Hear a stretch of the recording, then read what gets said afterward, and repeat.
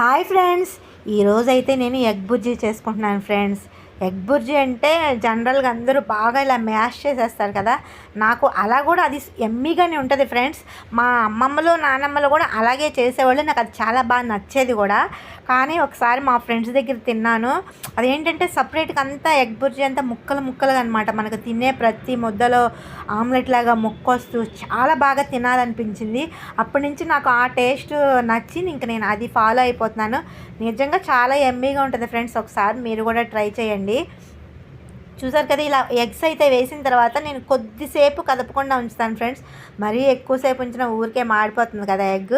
కొద్దిసేపు ఉంచడం వల్ల అది గట్టిగా అయిన తర్వాత మంచిగా అవన్నీ నాకు కావాల్సిన సైజులో ముక్కలంతా ఇలా మ్యాష్ చేసుకుంటాను. టేస్ట్ అయితే ఎమ్మీగా అదిరిపోతుంది ఫ్రెండ్స్. మరి మీకు ఏ స్టైల్లో ఇష్టమో, మీరు ఏ స్టైల్లో చేస్తారో కామెంట్ చేయండి ఫ్రెండ్స్. Bye friends.